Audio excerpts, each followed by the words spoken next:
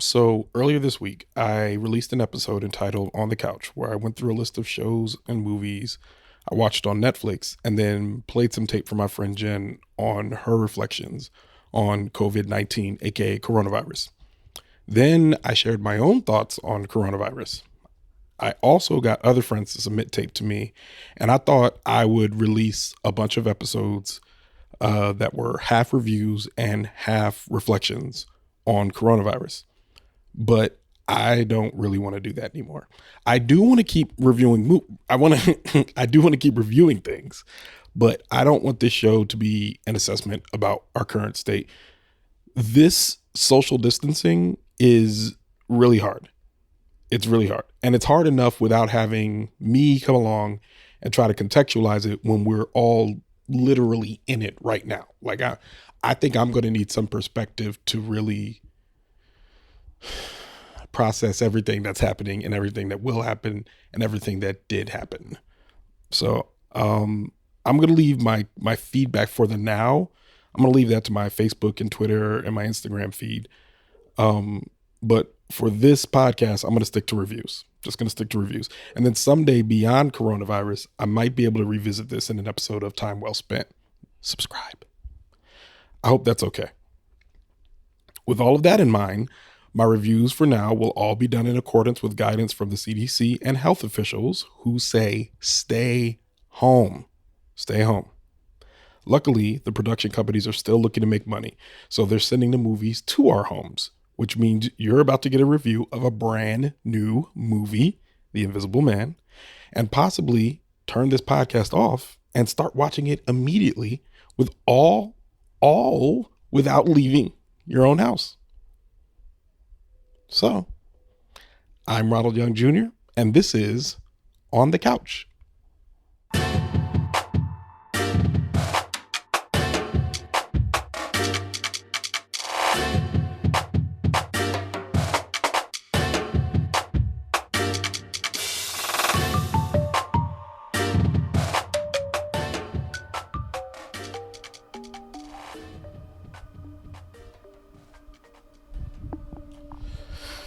All right.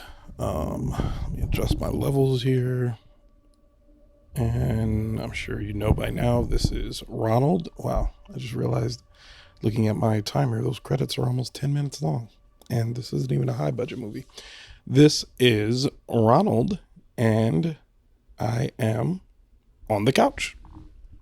And I have just watched The Invisible Man, thanks to Universal Studios allowing the movies to be released via streaming services. So I watched it on Amazon Prime. It cost $20. And when you account what I would have spent to watch it in a theater and the fact that I probably could have had people over to my house to watch it, have my own snacks, I can pause and rewind, all that, very well priced considering what you would spend going to the theaters. Now, that being said, I would still go to the movie theater to watch a movie for the experience. I'm firm believer in being able to go to the movies and being able to experience things on the big screen. But that being said, for the experience of watching it on my couch, well, let me get into the movie and then I'll go back to the experience of watching it on my couch. So, The Invisible Man, written and directed by Leigh Whannel, starring Elizabeth Moss, Oliver Jackson-Cohen, Aldis Hodge, Storm Reid, Harriet Dyer, Michael Dorman.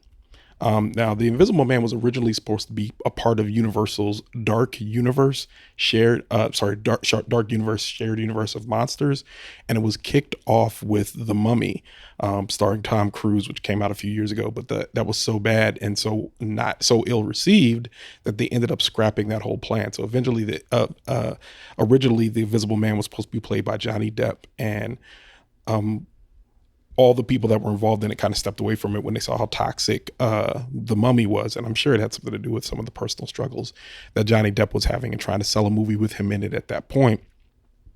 So they stepped away, and in sweeps Jason Blum, who is very, very good at turning either little known pieces or very cheap pieces into blockbuster success. Granted, this one might be hamstrung a little by the fact that it's not being shown in theaters, but it is being it is being, I mean, you do have an opportunity to see it. So let's talk about the movie itself. Uh, because I was sitting on my couch, I was able to take notes. So hopefully this episode will sound a little more together than some of the stuff I've done when actually leaving the theater. So first of all, it's a fantastic allegory. So the premise of the movie is that Elizabeth Moss, the main character, her husband is abusive, but he is also a genius in the field of optics and fiber optics, whatever you want to call it. And the movie opens with her trying to escape from him. So she successfully escapes from him. But then 2 weeks later, 2 weeks later, it's purported that he's dead. Now, I don't mind telling you this because there's plenty in the movie that is not spoilery, but the name of the movie is The Invisible Man. And we know that it is her husband that is actually, he faked his death, and he is actually torturing her for the duration of the movie. Now, again, I don't mind telling you that because the premise of the movie is that it's the Invisible Man. They tell you this in the previews. We know what's happening. They've established the premise. This is not a surprise. I'm not ruining anything for you. I promise you that does not ruin the movie. As a matter of fact, it makes you watch the movie a different way. And they do something very cool because you walk in knowing that it's an invisible man that's torturing her. And what they've done, and I'm almost positive that they had to use a lot of stand-ins for this, is they filmed the movie in a way that there is another person on screen. So typically when you film a movie, you have one person in the shot, and if there's a second person in the shot, I think they call it a two shot. I don't know what they call it. I didn't go to film school, but if there's two people, they widen out the shot so you can see two people. Well, in this case, you'd see Elizabeth Moss in there, but the camera would be set up like they were filming two people. So it causes you as the audience to kind of look for a second person, even though you can't see him on screen, which is amazing. I mean, that's great use of focus and camera work. There's a few times where they stop focusing, like the camera literally stops focusing on Elizabeth Moss and focuses on nothing in the background, seemingly nothing in the background, but we, the audience, know like, oh no, he's there, he's in the background. So in terms of it's very deliberate pacing for that. So it's the camera moves very slow, a lot of slow things happening, especially in the first act. Very slow, very still movie, and it kind of gradually picks up. It's a fantastic allegory because it's literally what they've used is an abused woman who is telling everybody that all this abuse is happening to her, but people can't see it and they can't believe the circumstances under which the abuse is happening, which is crazy because that's really the story of many people who suffer from abusive behavior from people all the time. Like not just abused spouses, but anyone who suffers abuse from a partner that is charismatic, who is any charismatic that are like sociopaths quietly. I'm sorry, in hiding or in secret. Here you are dealing with this person and I can't see it, but you can see it, So it really is literally invisible. Maybe it's a little on the nose, but watching this, it just really opened my eyes to think about the struggle that people have to face when they have abusers and we can't see the abuse, but they're trying to describe it to you and they're telling you, but in a lot of ways it sounds crazy because the lengths at which an abuser will go to cover their tracks and to make you seem charming and all that to them. I mean, this is something that's real. And with that being said, I would give a trigger warning to anyone who has ever been abused or been in this type of relationship because you're going to see that in this movie. Elizabeth Moss does a great job of playing an abuse victim, of playing someone who's like, I need all of you guys to believe what I'm saying, but nobody here believes it. So in that case, I would give a trigger warning to anyone who, before watching this, I would say be careful because it's definitely going to hit those. It's definitely going to. I could see it bothering some people. It didn't bother me. I'm not in a relationship like that, but I could see it bothering someone who had that type of experience. Speaking of Elizabeth Moss, great casting. I think she herself elevated this movie a full star, and I'll give my rating at the end. But she herself just being in here, the acting that she does, the way she emotes, the way you can see the fear and like the happiness, joy, whatever she has, the way she emotes is perfect. I was sitting here thinking, I was like, man, she's one of the only people who could have elevated this role like this because one, she's the most known face in this movie. There's a couple of people but she is like clearly the star of this movie. And if they had replaced her with anyone else, I'm sure somebody else could have done an okay job.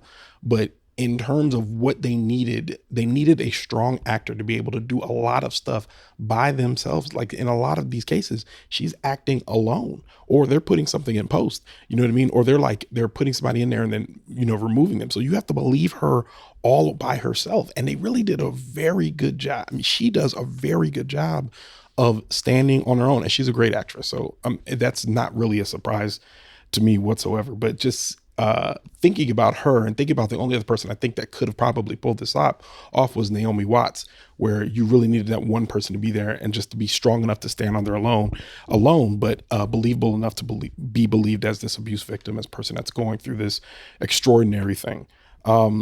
It reminded me a little bit of Enough, in regards to having the J-Lo movie about abuse, but having the charismatic person, charismatic abuser, and the abuse victim who's trying to escape the abuse, but then ends up having to confront it eventually in the end. As a matter of fact, now that I'm thinking about it, it's a lot like Enough, except adding the science fiction spin on it kind of makes it a little bit more, strangely makes the story more believable here than it was in Enough. And Enough only because when it comes to the confrontation and Enough, the way that she gets ready for it, it's like, come on, man, like what are we talking about here?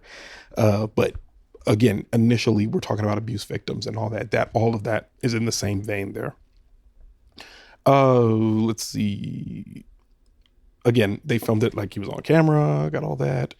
Now, I will say, here's the two drawbacks for me, the two problems that I had that probably wouldn't give it a great score. There's a couple of things that happened in the movie that were very convenient for the pacing and plotting of the movie, but did not service the story at all. They didn't make, and actually, I'm sorry, they were convenient for the story, but they weren't good for the movie. Like sitting here watching it as a filmed experience, there were two things that happened that kind of just took me out of the movie. Like, come on, man, that's like, come on.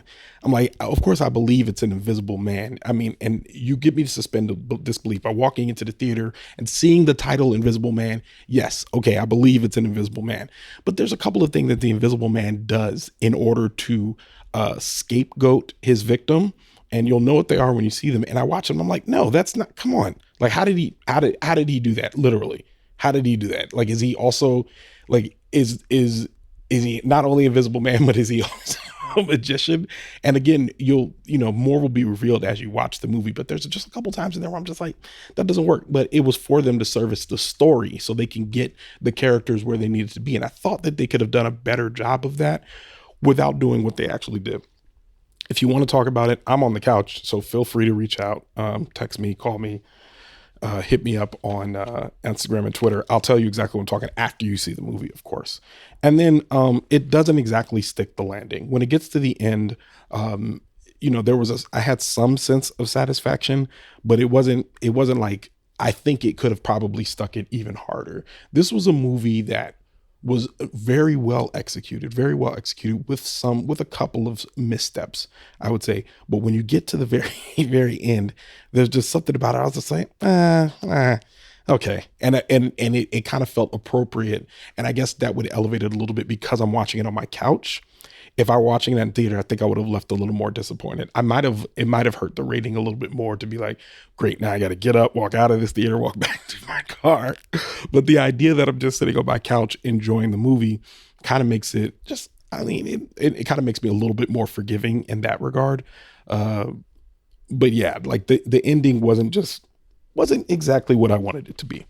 Okay, so with all of that being said, I would say this movie is definitely, like, go back to talking about watching a movie like this that's filmed for the big screen on your couch. Oh, actually, I want to talk about one more thing, then I'll let you go.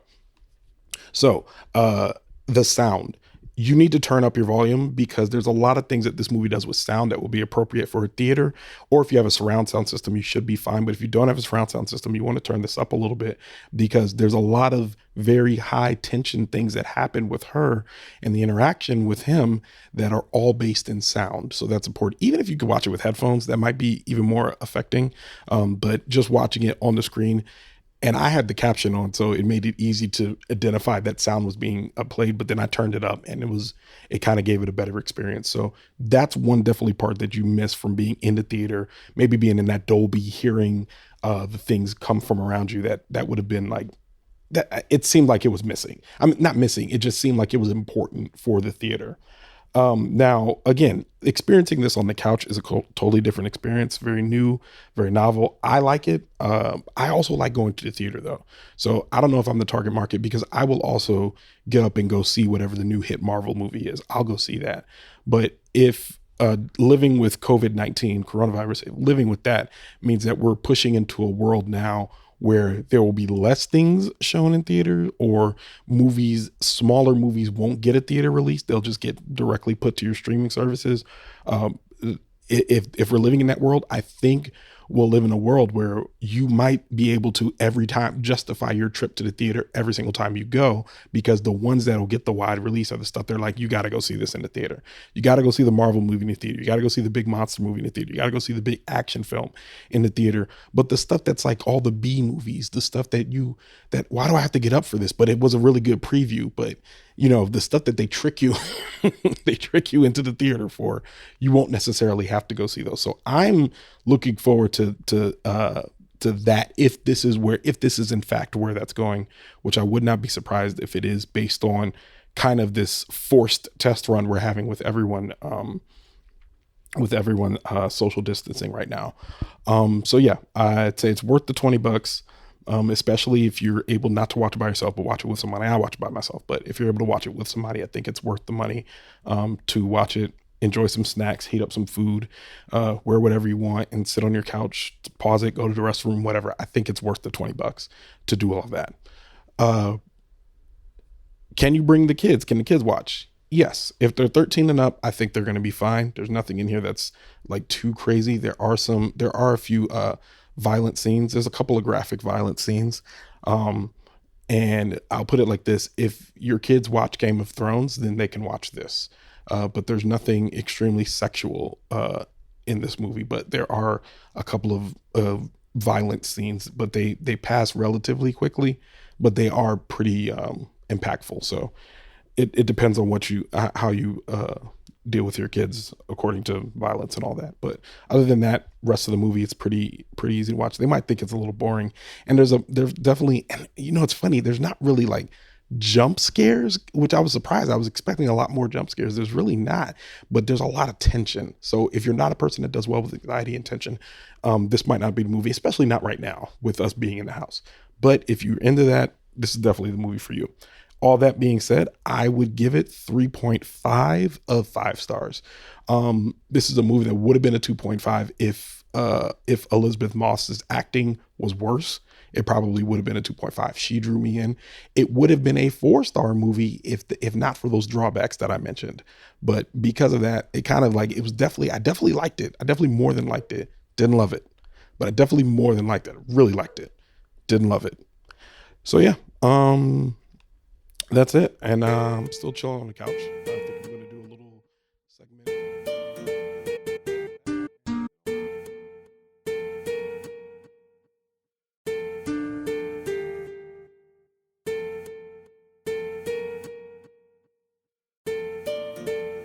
Leaving the Theater is a production of ohitsBigRon Studios. Theme music by the mysterious Breakmaster Cylinder. To find out more about this show and other ohitsBigRon Studios shows, follow me on Twitter and Instagram at ohitsBigRon. That's at ohitsBigron. If you like this show, check out our sister show, Time Well Spent. Leaving the Theater will be back soon, but until then, I'll be here on the couch.